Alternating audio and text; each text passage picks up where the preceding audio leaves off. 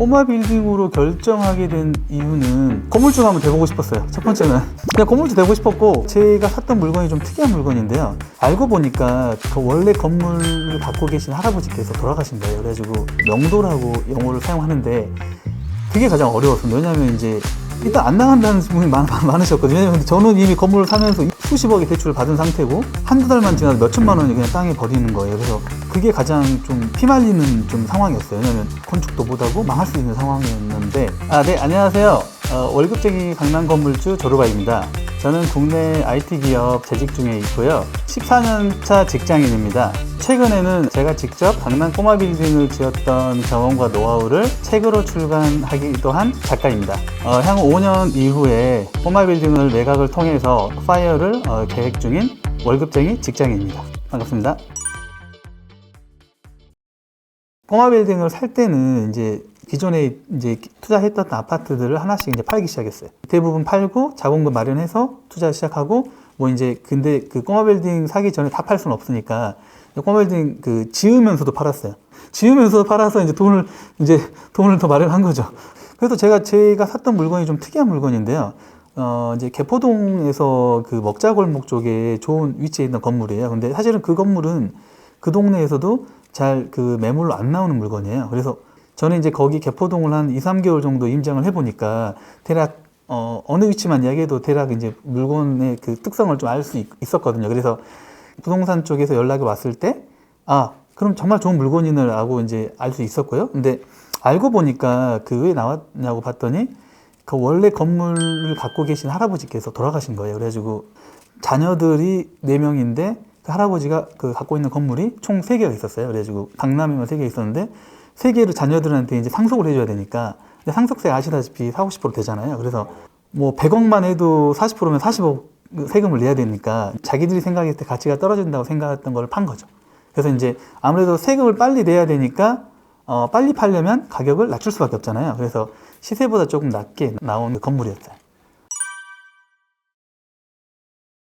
일단 강남에서 지역을 뭐 청담동, 압구정동 다 보면서 내려왔어요. 사실 내려온 게 맞아요. 왜냐하면 그 제가 접근할 수 있는 그 자금이나 이런 걸 보면 압구정동, 청담동 뭐 이런 곳은 그 제가 접근할 수 없거든요. 그런데 대신에 임장은 거기서부터 내려왔고, 그 내려다 보니까 강남에서 그 강남구 타이틀을 가지고 있는 땅 자체가 개포동이 가장 쌌었어요. 그래서 이제 개포동에서 이제 좀 접근을 시작했고요. 그래서 경쟁자들이 오지 못하게 단기간에 계약을 했습니다. 바로 2주 만에 계약을 했거든요. 그래서 우선은 제가 그 건물을 사기 전에 다른 건물을 사려고 했는데 놓쳤어요. 한 달 정도 공을 들여가지고 뭐 그 설계도 해보고 또 대출도 다 알아보고 했는데 불과 한 3-4일 그 내로 동네 건축업자가 저보다 먼저 샀거든요. 그래가지고 그 경험을 하고 나니까 조금 건물이 좀 괜찮다 싶으면 좀 더 빠른 결단력을 할 수 있었던 것 같아요. 당시 예상치 못했던 걸림돌이 있었나요?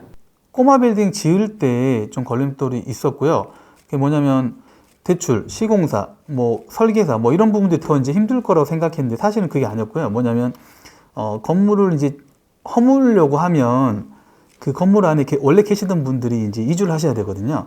그걸 이제 그 명도라고 용어를 사용하는데 그게 가장 어려웠습니다. 왜냐하면 이제 일단 안 나간다는 분이 많으셨거든요. 왜냐하면 저는 이미 건물을 사면서 수십억의 대출을 받은 상태고, 그러니까 월 이자만 뭐 1,000만 원 가까이 나가는 그런 상황인데 한두 달만 지나도 몇 천만 원이 그냥 땅에 버리는 거예요. 그래서 그게 가장 좀 피말리는 좀 상황이었어요. 왜냐하면 잘못하면 소송까지 엮이게 되면 뭐 1년, 2년이 더 걸릴 수 있거든요. 그렇기 때문에 그렇게 되면 저는 이제 그 건축도 못하고 망할 수 있는 상황이었는데, 다행히도 이제 그 협상을 했고 각 그 임차인들을 개별적으로 컨택을 했어요. 개별적으로 컨택하는 순서는 가장 먼저 나갈 것 같은 사람이 뭐냐면 그 임차 기간이 안 남은, 거의 한 1-2개월밖에 안 남은 사람들, 안 남으신 분들을 위주로 먼저 컨택을 해서 먼저 약속을 하고 나가기로 하시고, 그래서 점점 한 칸씩 비우는 거죠. 총 7칸이면 5칸 비우면 나머지 2칸만 남잖아요. 2칸만 이제 악성 임차인이 남는 거예요. 그래가지고 이제 그분들하고 이제 건물 자체를 좀 허름하게 슬림가로 만들어 놓고 이야기를 하는 거죠. 그런 환경적인 요소를 먼저 만들어 놓고, 두 번째는 이제 뭐냐면 건물을 이제 철거하고 지을 때는 임대차 보호법상 계약 갱신이 안 되거든요. 그래서 이제 그런 법적인 부분들을 좀 계속 주시시키고, 그러다 보면 이제 그 법적으로 하게 되면 결국은 나가셔야 되기 때문에 그 소정에 제가 준비한 이사비를 그 드릴 테니 좀 같이 협의하자라고 이렇게 이야기하면서 결론적으로 한 3개월에서 4개월 정도 만에 좀 잘 협상을 했던 것 같습니다. 꼬마 빌딩으로 결정하게 된 이유는 일단은 가장 큰 거는 건물주가 한번 돼보고 싶었어요. 첫 번째는 쉽게 그냥 건물주 되고 싶었고, 그 다음에 이제 강남의 꼬마 빌딩이라고 하면 규모가 매우 크잖아요. 규모가 크기 때문에 시대 차이가 엄청 큽니다. 그래서 제가 경제적 자유를 이렇게 할 수 있는 방법 중에 하나는 월세를 내 월급만큼 조금씩 늘어가서 만들거나, 혹은 향후 앞으로 몇십 년간의 월급이 빵 터진다, 뭐 이런 그 조건이었거든요. 그러다 보면 그 두 번째 조건을 만족시키는 거는 꼬마 빌딩이었다고 좀 생각을 했고요. 또 실제적으로 지금 와서 돌이켜 보면 그게 어느 정도 맞아 들어갔던 것 같아요. 왜냐하면 강남의 집가 상승은 다른데 그 경기도나 이런 데 비했을 때 훨씬 그 압도적으로 좀 상승률이 높거든요. 그 당시 제가 그 건물을 샀을 때 집가는 평당 한 4천만 원 정도가 채 안 됐어요. 그러니까 경기도 지금 아파트 평균 단가 수준인 거죠. 근데 지금 이제 그 땅값은 한 9천 정도 되거든요. 대지 상승률만 보더라도 거의 한 2배 정도면, 2배인데 그 어느 정도 80평 정도 되니까 그 규모가 매우 크다고 보죠. 그래서 이제 그것만 보더라도 경제적 자유를 할 수 있는 그 파이어 자금을 마련할 수 있는 계기가 되죠.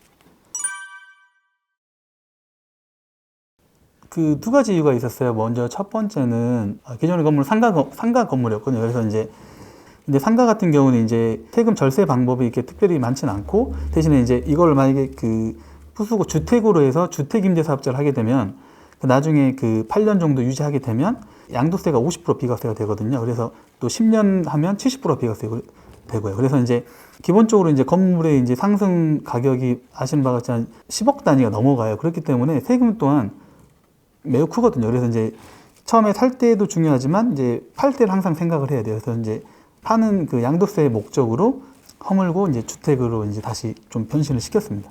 이제 두 번째 이유는 원래 구축 건물 25년 된 건물이었거든요. 그래서 그것만으로는 월세나 이런 그 수익률 자체가 한정적이었어요. 그러니까 그 월급쟁이가 대출 받아서 이자를 감당할 수준이 안 되는 건물이었어요. 근데 이걸 만약에 허물고 짓는다면 한 층을 더 지을 수 있고, 그 당시 주택이 좀 부족했기 때문에 주택들을 다 세팅할 수 있었어요. 그렇기 때문에 그 땅의 가치를 훨씬 더 높일 수 있었거든요. 그래서 이제 그런 측면에서 이제 허물고 짓기로 결심을 했습니다. 칼퇴근을 해야 되고요. 왜냐면 이제 부동산들이 대부분 7, 8시까지 7시, 8시까지 문을 열거든요. 그렇기 때문에 5시 정도에 마치고 이동해서 반드시 이동을 해야 됩니다. 그래서 이제 일을 좀 빨리 맞춰야 될 필요성도 있고, 이제 주말에도 좀 와이프한테 많이 혼났지만 토요일 날 오전 정도는 뭐 차를 가져가든지 아니면 그 지하철 타고 가든지, 그래서 좀 그 경기도 주요 지역들 임장을 많이 한 것 같아요. 주로 이제 제가 임장을 하는 포인트는 가격들을 주로 업데이트를 많이 했고요. 그래서 이제 어느 지역이 어느 정도 가격 정도 되면 매수해도 괜찮겠다는 그런 판단을 많이 하려고 했던 것 같아요. 5년 뒤에 이제 파이어를 하는 게 이제 목표고요. 처음에 말씀드렸듯이 이제 제가 좋아하는 일, 현재로서는 제가 좋아하는 사정가는 이제 글 쓰고, 강의하고, 그리고 이제 또 책을 내는 그런 작가의 삶을 좀 많이 하려고 하고 있습니다. 그리고, 공부했던 거, 경험했던 거, 이런 부분들을 조금, 뭐랄까, 공유하고 싶어요. 그러니까 그, 컨텐츠나 뭐 이런 그 커뮤니티 같은 거를 좀 만드는 게 좀 꿈입니다. 지금 현재 개포동이라고 하면 오히려 개포동하고 비슷한 수준은, 혹은 밑으로 이제 그 과천이나 뭐 그 성남 분당 이런데 그 꼬마 빌딩으로 좀 더 안정적으로 가고 싶어요. 왜냐하면 그렇다고 하면 월세나 이런 부분들이 훨씬 더 그 커질 수 있거든요. 그러니까 들어가는 비용은 적고 레버리지 적기 때문에 그 월세는 훨씬 키울 수 있기 때문에 그런 쪽으로 좀 오히려 좀 반대적인 생각을 하고 있거든요. 왜냐하면 한없이 자산을 키울 수는 없다고 생각해요. 왜냐하면 이제 우리가 나이도 있고 뭐 이렇게 시간이 어느 정도 정해져 있기 때문에, 또 제가 여기서 만약에 압구정동이나 청담동 쪽으로 도전을 하게 되면 분명히 한 10년이라는 그 이상의 시간이 필요할 수 있거든요. 그 파이어 하는데. 그래서 이제 어느 정도 목표 수익률이 됐으면 거기에 멈추고 그거를 이제 유지할 수 있는 자산으로 이제 가져가는 거. 그게 제 이제 생각입니다. 자신만의 정기적 자유 기준을 좀 정하는 게 좋을 것 같습니다. 그래서 중요한 포인트는 다른 사람의 재산이나 다른 사람 조건들의 그 조건들을 생각하지 말고 본인의 현재 가지고 있는 자산과 또 앞으로 재무 구조 등을 따져봤을 때 그 가장 작은 투자부터 조금씩 진행해 나가면서 내공을 쌓아가는 게 중요하다고 생각합니다. 그래서 그렇게 하나씩 그 계단을 올라가면서 좀 상급지나 이런 더 큰 목표들을 이제 수정해 나가면서 그렇게 이제 경제적 자유로 한 발짝씩 나아갈 수 있을 거라고 생각합니다. 저도 싱글파이어 구독자입니다. 구독자가 구독자한테 이렇게 말씀드리는 건 조금, 그런데 싱글파이어에 나오는 그 사례들은 정말 현장에서 그 주식이든 부동산이든 어떠한 투자에 대해서 경제적 자유로 갈 수 있는 한 가지의 그 각각의 사례들입니다. 그래서 그 사례들을 보시고 다 따라할 필요는 없지만 자신한테 맞는 분명히 사례가 있기 때문에 그 사례들을 공부하고 조금씩 그 실천하다 보면 분명히 그 싱글파이어에 출연할 수 있는 기회도 있을 테고 그리고 이제 경제적 자유를 얻을 수 있는 기회가 반드시 올 거라고 생각합니다. 네, 화이팅입니다.